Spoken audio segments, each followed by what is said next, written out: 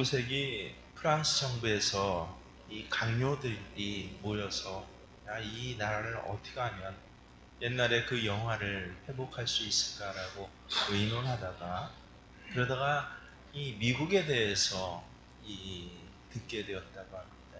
당시 미국은 100년 정도밖에 안 된 짧은 신생국이었는데 어떻게 저렇게 세상을 이끌어갈 그런 거두로 그렇게 갑자기 저렇게 등장할 수 있느냐라고, 그 비밀은 무엇이냐라고 해서 이 강요들을 갖다 각기 파트를 맡겨서 그렇게 미국에 파견한 적이 있었습니다.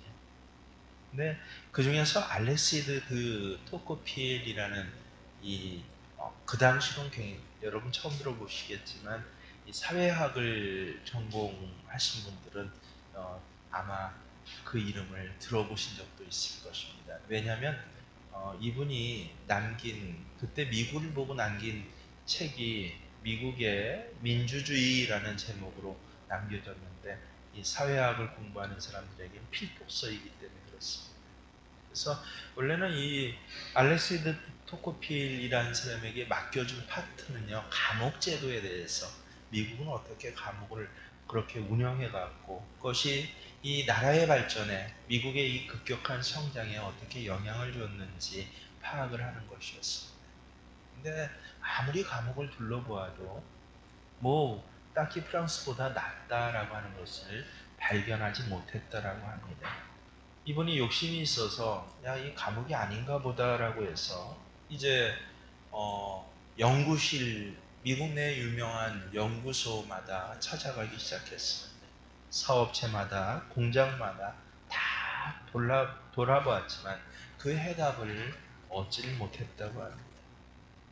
미국에 나가서 그럼 미국은 이 자연환경이 좋은가라고 해서 또 유명하다란 그런 어떤 환경에 가보았더니, 근데 가만히 봤더니 그 당시 미국은 프랑스보다 훨씬 못했다라고 합니다. 여러분 아시는 대로 미국이 뭐 곡물 창고고, 특별히 뭐 캘리포니아 같은 경우에는 전 세계에 공급할 만한 그런 과일이 생산된다라고 하는데, 근데 그 당시만 해도요, 좀 그렇지 못했습니다. 미국 땅의 3분의 1이 뭡니까? 사막입니다. 3분의 1은 늪지대입니다. 캘리포니아가 풍성하게 된 것도 사실은 물을 어디서 끌어오냐면요, 500km 수로를 끌어와서 비로소 그 땅이 풍성한 땅이 된 것이에요. 여러분 500km면 우리나라 서울에서 부산까지 수로를 냈다는 소리예요. 근데 프랑스는 어떻습니까? 온 땅이 비옥해요. 그래서 봤더니 도대체 미국이 어떻게 이렇게 잘 살게 되었는가라고, 그렇게 알 수가 없었다라고 하는 것입니다. 그래서 고민하던 중에 교회에 한번 들어가 보았습니다. 깜짝 놀랐습니다. 그 당시 미국의 교회 예배 시간에 뜨거운 찬양과 그 예배의 열기에 그는 충격을 받았다는 것입니다. 그리고 설교 말씀을 들으면서 하나님께서 예배를 통해 미국을 축복하셨구나라고 하는 것을 알게 되었습니다. 그래서 실제 사회학 보고서고 또 정부에 올리는 보고서인데 뭐라고 거기에 썼는지 아십니까? 그게 나중에 책으로 미국의 민주주의라는 책으로 만들어졌다고 말씀드렸죠. 그 한 편의 결론으로 뭐라고 써놨냐면요, 신생 미국이 이렇게 크게 강성하게 된 비결은 예배다라고 써놨습니다. 예배를 통해, 말씀을 통해 하나님께서 미국을 축복하셨기 때문이다라고 그는 이야기하고 있습니다. 여러분 정말 그렇습니다. 예배의 은혜는요, 우리의 세상적 조건을 뛰어넘는 강력한 힘이 있습니다. 왜냐하면 예배 시간에 영안이 안 열린 사람은 안 보이지만 성령께서 여러분과 함께 하고 계시기 때문에 그렇습니다. 예배 시간은 그냥 모임이 아니에요. 그냥 이 회중의 어떤 회의자리가 혹은 세미나가 온 대학 강단의 강연이 아닙니다. 성령께서 좌정하시면서 그 예배자들에게 성령께서 은혜를 베푸시는데요, 우리의 연약함을 도우시는 은혜를 베푸십니다. 세상적인 열악한 조건들과 내 개인적인 약점들을 돌봐주시고 치유해 주십니다. 성령께서 그 시간 함께 하셔서요, 꽉 막혔던 인생길을 실제로 열어주십니다. 먹통인 사람들의 관계를 소통케 하십니다.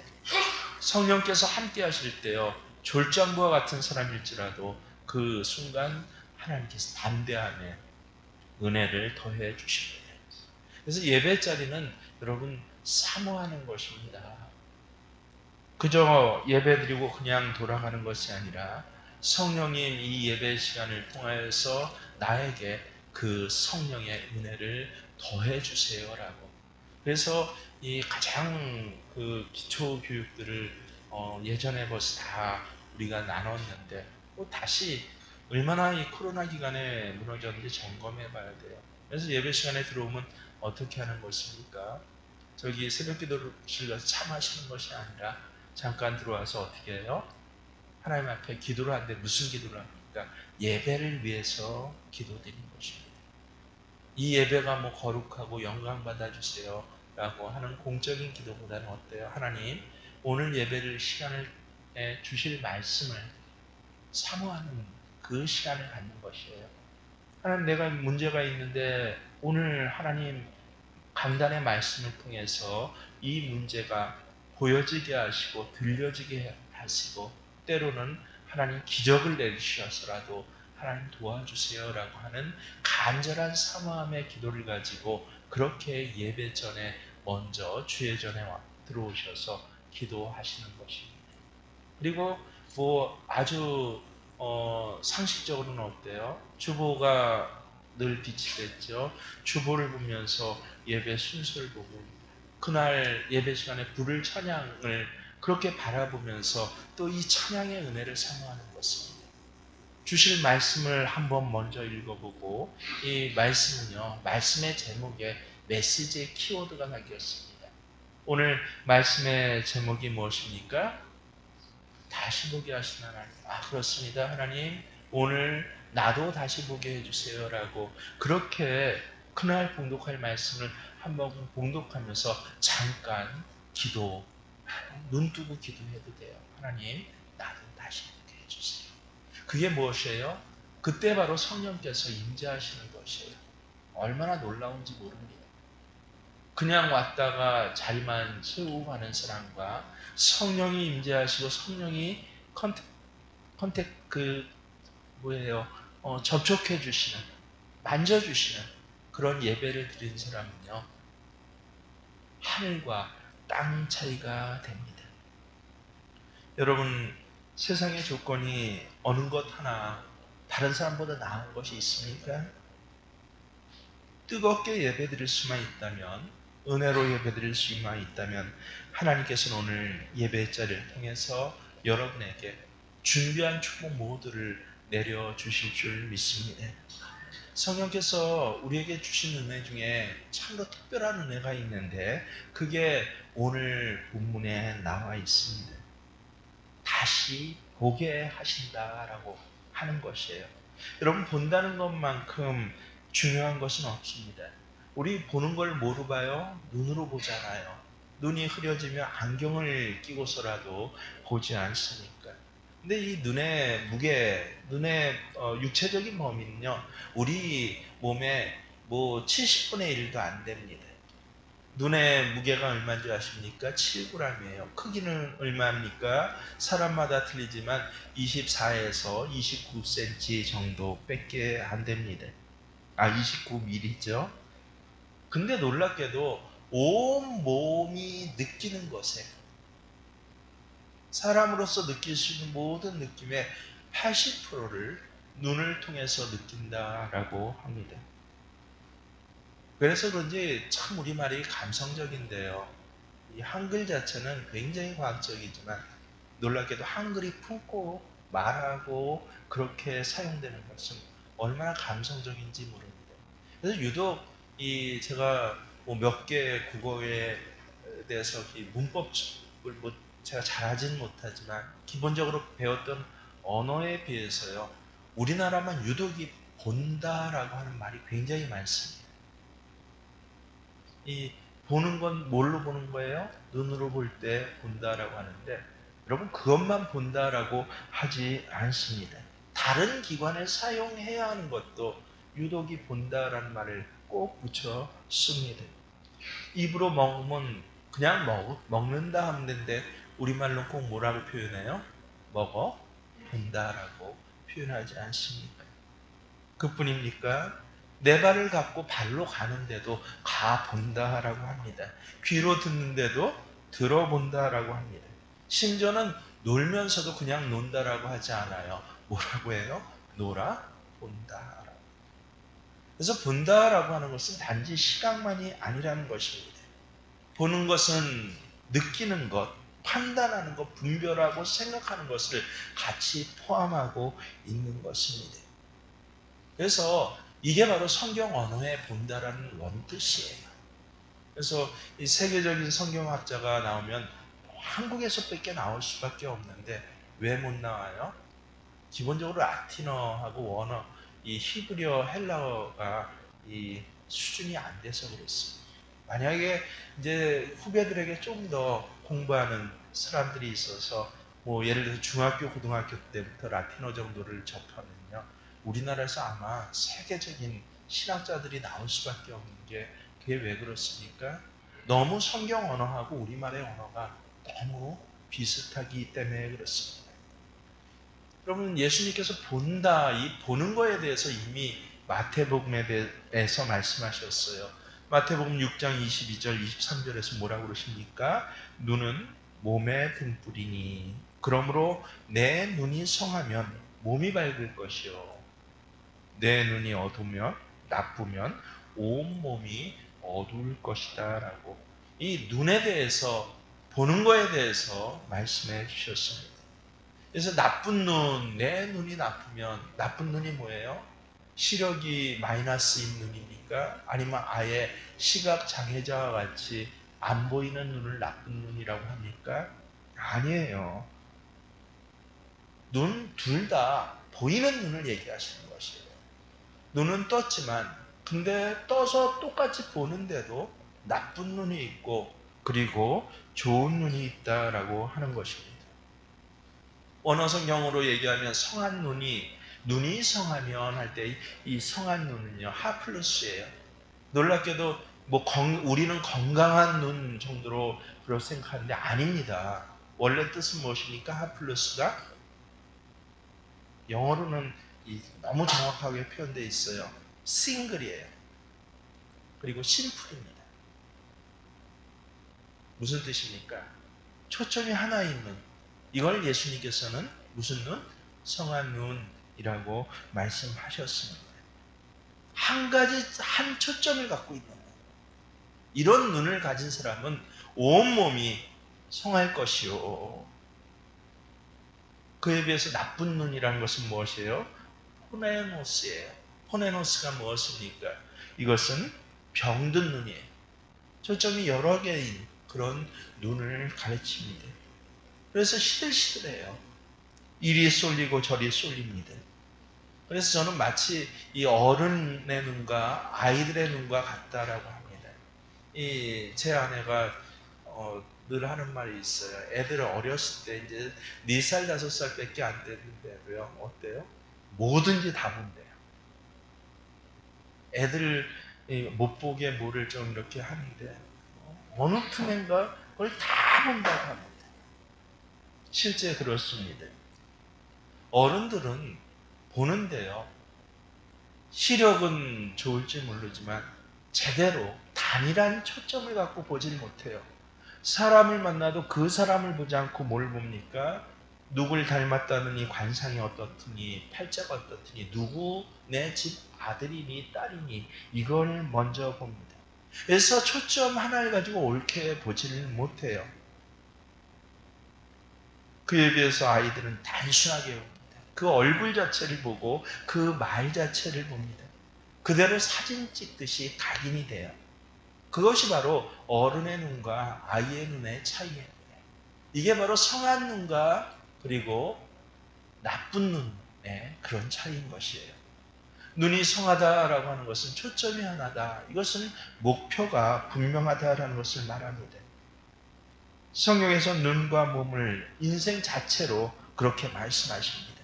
그래서 눈이 성하면 온몸이 밝을 것이다. 그 인생 자체가 밝을 것이다. 아름다울 것이다라는 것이에요. 이렇게 목표가 한 초점을 갖고 있어요. 하지만 생애의 목표가 분명하지 못한 사람은요, 온통 그 몸 자체가 흐리다라고 하는 것을 우리는 알아야 합니다. 그래서 이야기하는 게 뭐예요? 도대체 내가 왜 사는지 몰라요. 대표적이에요. 도대체 내가 왜 사는지. 생애 목적과 목표가 뚜렷한 사람은요, 생활 전체가 단정합니다. 그래서 밝아요, 굉장히요. 그러나 왜 사는지 모르는 생애 의미도 없고 목적도 없이 정리되지 않는 삶을 사는 사람은요, 한마디로 갈짓자 걸음을 걷습니다. 그냥 그날 기분에 따라서, 그날 상황에 따라서 되는 대로 살아가요. 생이 엉망이고 그리고 전부가 흐려진 것입니다. 요새 이 하도 우리나라 구조가 잘못돼서 정규직 취업하기 어려우니까, 그래서 그동안 준비하면서 아르바이트를 해서, 그래서 정규직 자리, 직장의 자리를 준비하지 않습니까? 이건 저희 때도 그랬어요.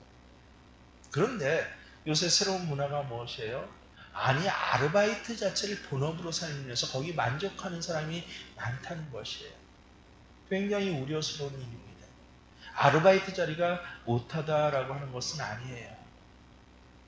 그것이 뭐 정규직에 비해서 사회적인 어떤 질적 만족도가 떨어진다라고 하는 것은 아닙니다. 근데 문제는 무엇입니까? 문제는 이 아르바이트라는 것은 그냥 그날 또 그 상황에 따라 되는 대로 그렇게 맡아서 이 2개, 3개씩 일을 뛰어야 하는 것이에요. 삶의 자리가 어때요? 이리 갔다 저리 갔다, 한 가게 문 닫아도 뭐 크게 삶의 자리를 바꾸고 시간표를 바꿔가야 합니다. 세상 조건에 다 맞춰가야 하는 것이에요. 그런데 그것을 자기 운명처럼 이제 받아들이는 그런 청년들이 점점 많아지고 있다라고 그렇게 얘기를 해서 신종호까지 생겼다면서요. 오히려 거기에서 자기 대리만족을 해요. 정규직 무슨 정식 직장 가는 것보다 내 시간 나는 대로 쓸 수 있고 부담 없고 난 좋다라고 하는 것입니다. 아니에요. 패배자의 무엇이에요? 자기만족 전향이에요. 여러분, 그것을 따라가서는 안 되는 것입니다. 목적과 목표가 분명하고 그 계획표가 있고 생이 단정한 사람, 이 사람이 무엇입니까? 바로 인생이 밝을 것이고 성한 눈을 가진 사람입니다. 무엇보다 성한 눈은 무엇입니까? 신령한 것을 보는 눈이에요. 다른 사람은 보지 못하는 깊은 세계를 봅니다. 그래서 신령한 것을 보기에 같은 것을 보면서도 지혜를 얻습니다. 안 보이는 것을 보면서 사람일수록 오히려 보이는 세계를 더 자세히 알아가게 됩니다. 다시 말하면 사랑은 보이지 않잖아요. 하지만 그 사랑에 대해서 볼 줄 아는 사람은요, 물질의 세계에서도 바로 다르게 일을 처리해 간다라고 하는 것을. 그런데 나쁜 눈을 가진 사람은요, 물질은 보는데 사랑은 못 봐요. 정성이나 진실도 보지 못합니다. 의도 보지 못하고 신령한 것에 대해서는 아무것도 보지 못해요. 보이는 것 평가 기준은 오로지 숫자와 물질입니다. 이런 사람들의 삶은 어떻습니까? 세상에 매일 수밖에 없습니다. 보이는 것에 매여 살 수밖에 없는 것이에요. 그래서 오늘 성령께서 우리에게 주시는 그 능력과 힘이 도대체 무엇입니까? 라고 할 때 계속 오늘 말씀에는 본다라는 말이 반복되고 있습니다. 7절과 8절에 보면 뭐라고 그래요? 아무것도 보지 못했다라고, 아무것도 보지 못하다를 반복해요. 그에 비해서 12절에 보면 다시 보게 하는 것을 보았느니라. 17절에도 너로 다시 보게 하시고, 18절에도 뭐라고 합니까? 다시 보게 된지라 라고 했습니다. 사도 바울은 어떤 사람입니까? 시력은 있어요. 눈은 떴는데 한마디로 오늘 말씀에 의하면 보지 못하던 사람이었다는 것이에요. 흔히 오늘 본문 말씀의 제목을 다메섹 도상의 바울의 회개라고 하는데, 여러분, 바울의 회개와 내 회개는 다른 것이에요. 동격으로 생각해서는 안 됩니다. 내가 방탕하고 술 먹고 돌아다니다가 예수 믿어서 술도 안 먹고 담배 안 피고 깨끗한 사람이 되었다라고, 바울이 중생한 것처럼 나도 중생했다라고 그렇게 생각하는 사람들이 있습니다.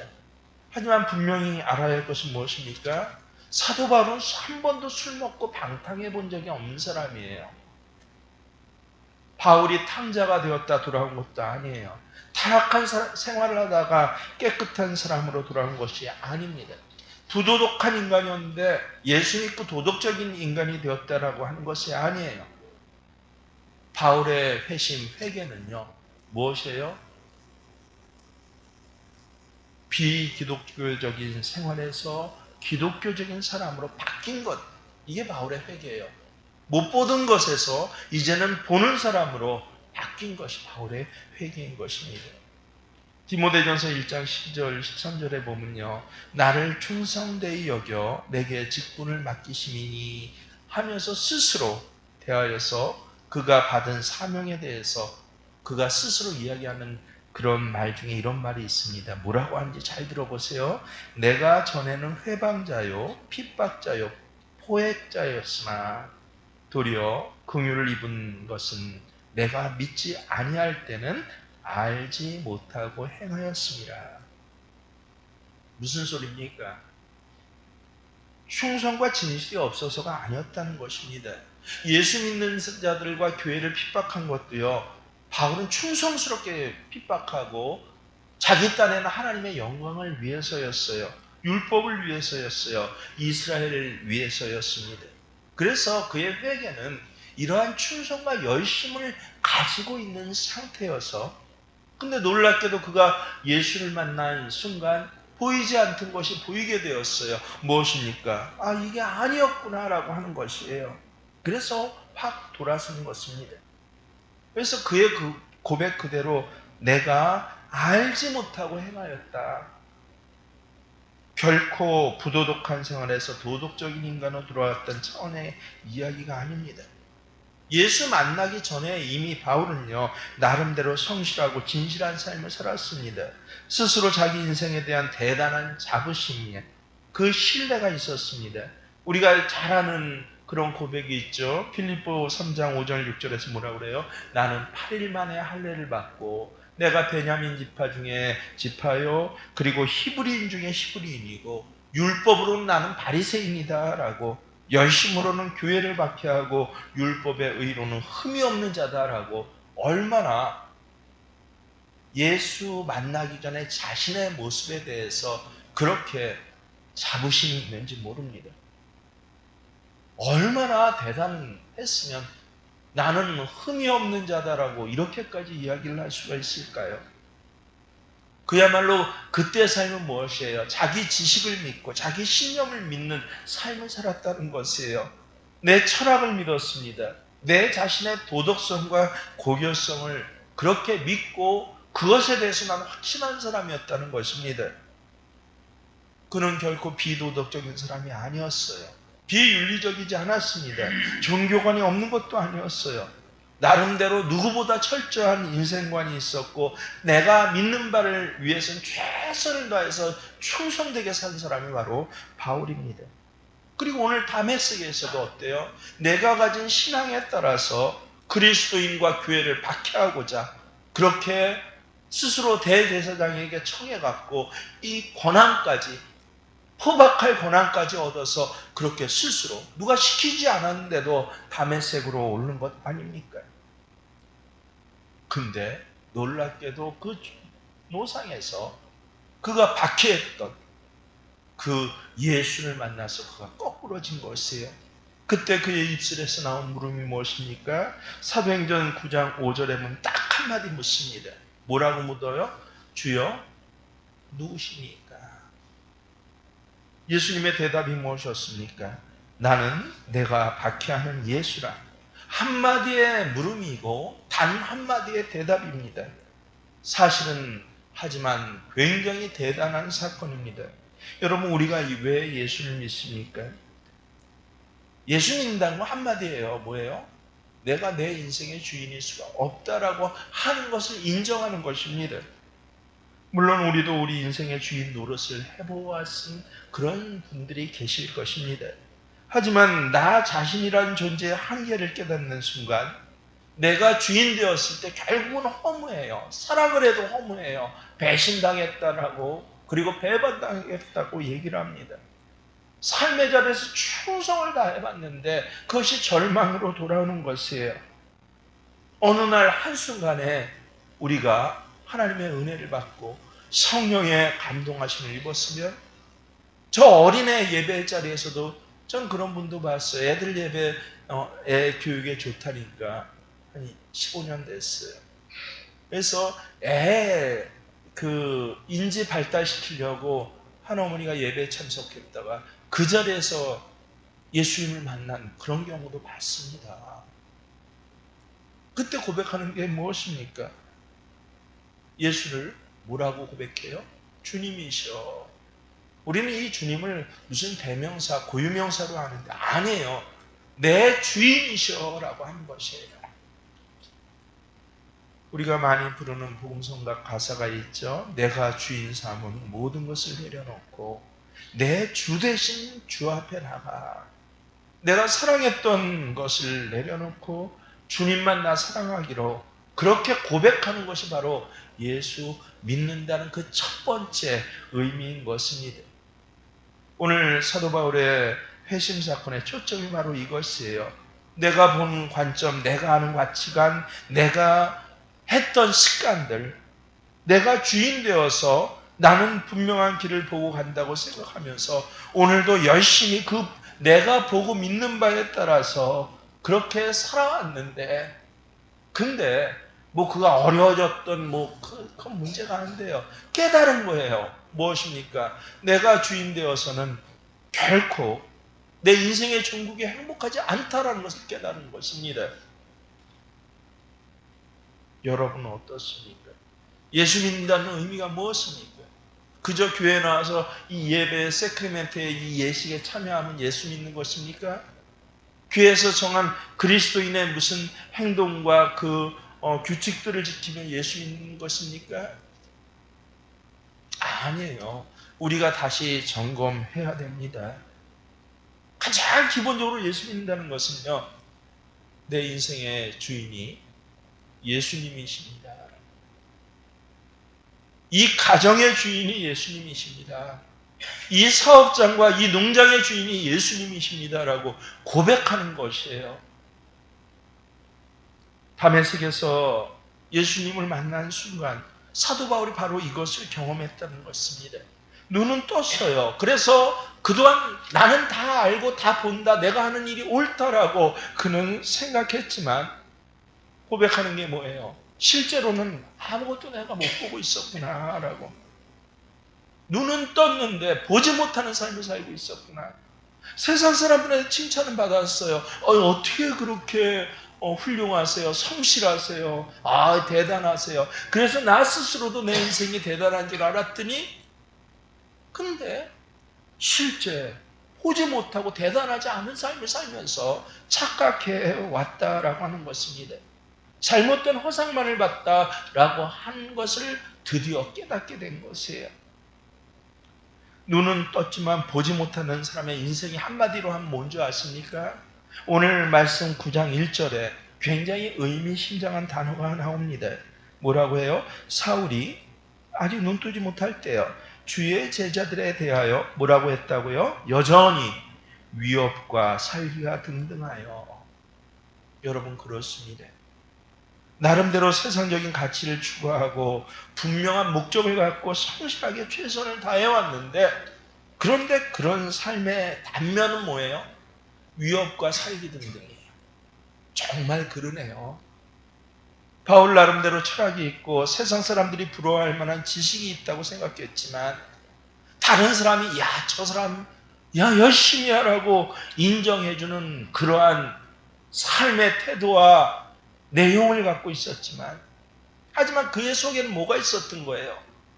종교로 위장한 분노가 이글거리는, 살기 등등한 삶이 그의 삶이었다는 것이에요. 그가 누리고 소유한 것은요, 눈먼 자의 눈먼 것뿐이었습니다. 무지해서 사랑해야 할 대상을 미워했어요.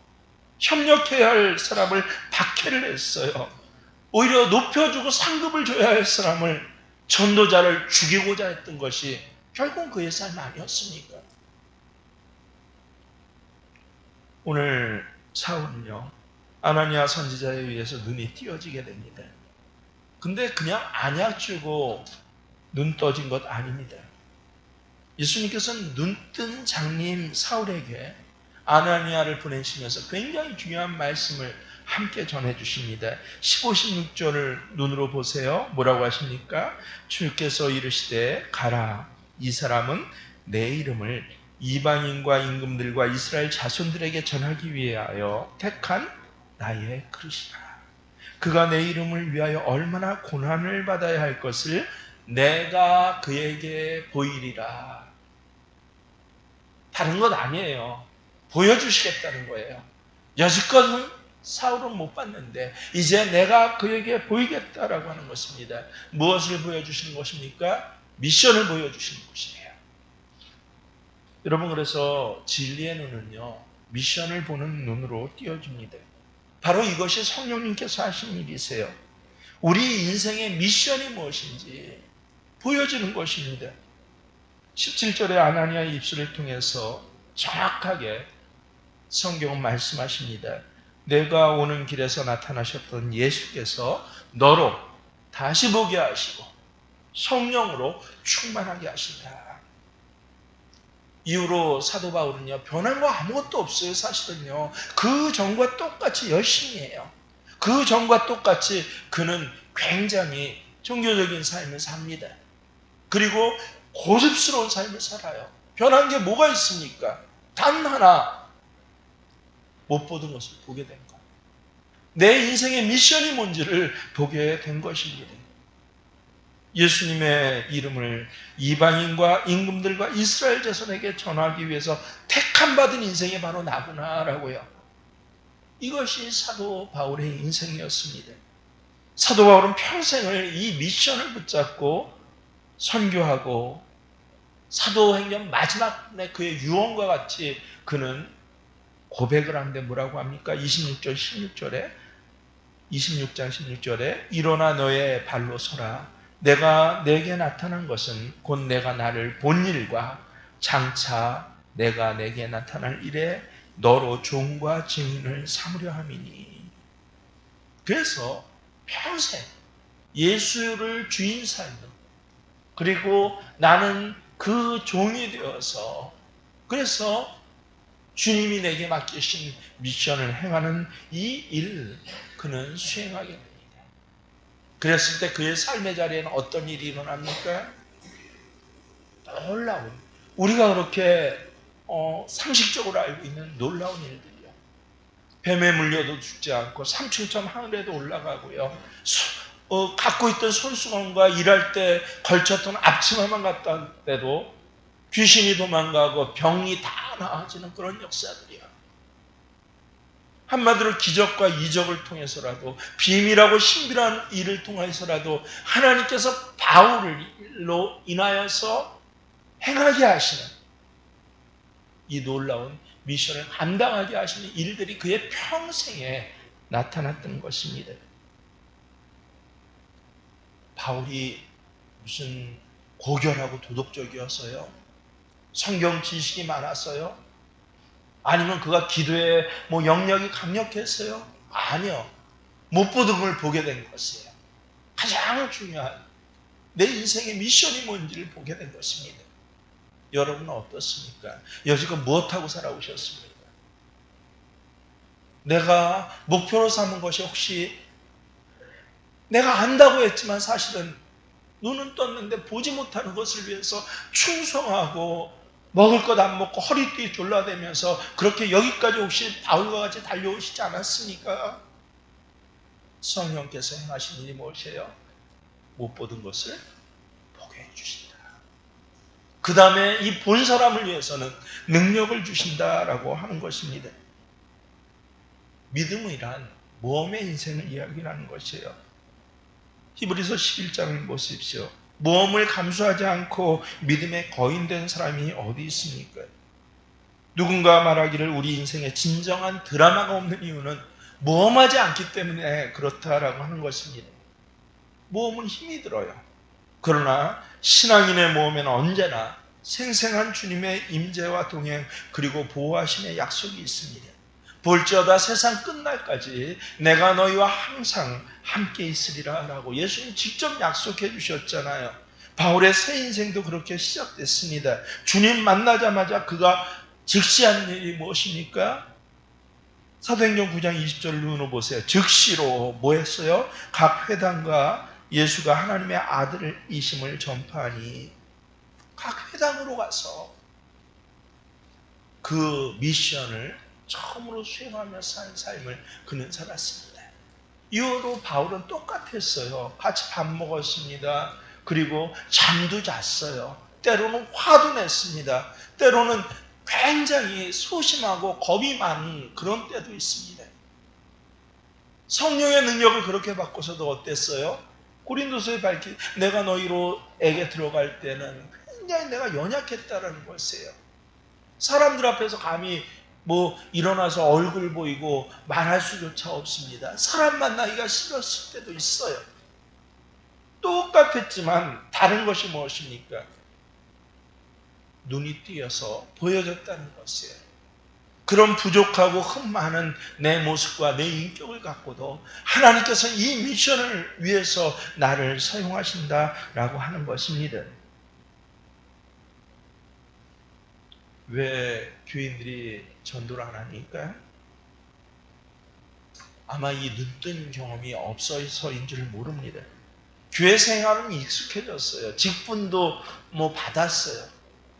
하지만 눈뜬 경험이 없어서 보지를 못하는 것이에요. 도대체 내 인생의 목적이 무엇인지. 그러니까 어때요? 성령께서 그 인생의 미션에 함께 해주시는 성령께서 그에게 능력이 부어지지 않는 것입니다. 자기 의지로 살고 힘으로 살아야 되니까. 여러분 겉사람은 후패해지잖아요. 당연히 힘들죠. 시간이 갈수록 어렵죠. 인간이 얼마나 죄성이 많습니까? 딱딱해지죠, 점점요. 어느새 그 딱딱함은 과거에 그 처음 신앙생활했던 그 감격마저 다 앗아가고 이제는 아예 웃음기조차 없잖아요.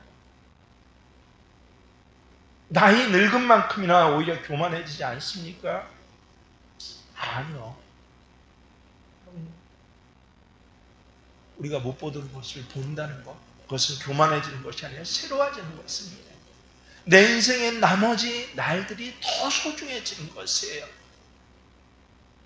내가 오늘 내 아들에게 같이 교회 가서 예배 드리자라고 전하지 않으면 언제 또 이런 일들이 시간들이 내게 주어지겠습니까? 야긴팀 청소하시는 거 보면 얼마나 감동한지 모르겠어요. 요만큼 남았어요, 건강이요. 남들은 들어놓고 핑계대고 저기 하기 쉬운 시간들이에요. 여러 가지 부족한 거 그리고 힘든 것이 훨씬 더 많아요. 요만큼 남았어요. 근데 그 시간을 어떻게 해요? 하나님의 전을 위해서. 그래서 청소하는 거 볼 때마다 정말 감동을 받아요.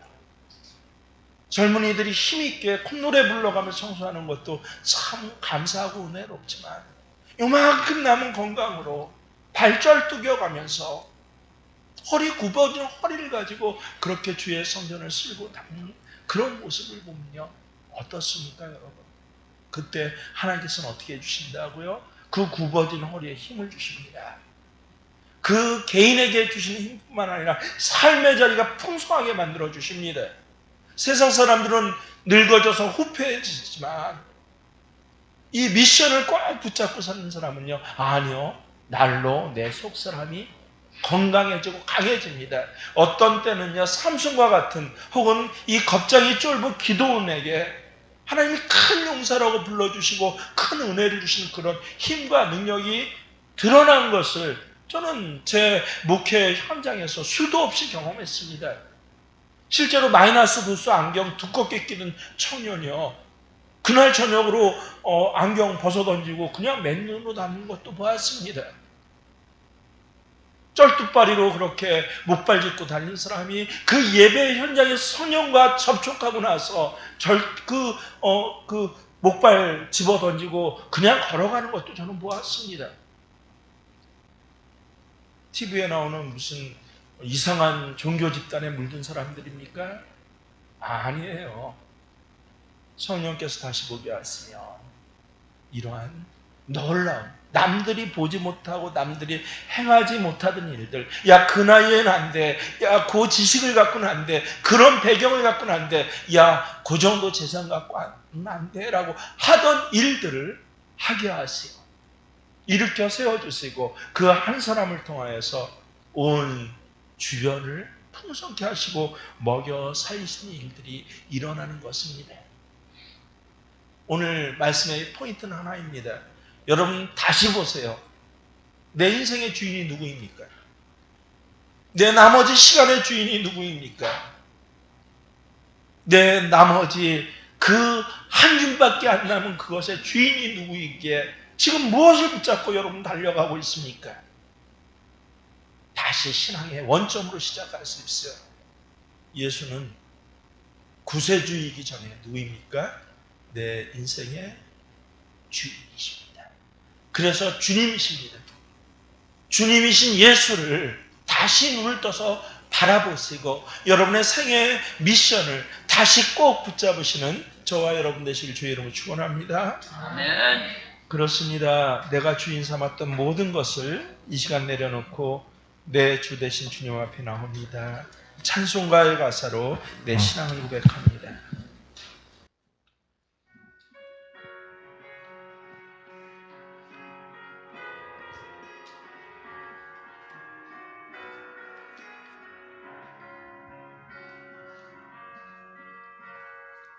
내가 주인 삼은 모든 것 내려놓고 내 주 되신 주 앞에 나가 내가 사랑했던 모든 것 내려놓고 주님만 사랑해. 내가 주인 삼은 모든 것 내려놓고 내 주 되신 주 앞에 나가 내가 사랑했던 모든 것 내려놓고 주님만 사랑해. 주 사랑 거친 풍랑에도 깊은 바다처럼 나를 잠잠케 해. 주 사랑 내 영혼의 반석 그 사랑 위에 서리. 예수 믿는다고 하면서도 아직 눈이 안 띄어졌던 것 깨닫게 하신 것 감사드립니다. 그저 나 보던 것 그것만 바라보면서 그것이 전부인지 알고 보이는 것 때문에 울고 웃고 분노하고 그러다가 최선을 다했지만 결국은 남에게 심지어 가족에게조차 위협과 살기 등등한 삶을 살아왔을 수밖에 없음을 나 깨달아 알게 하시니 감사를 드립니다.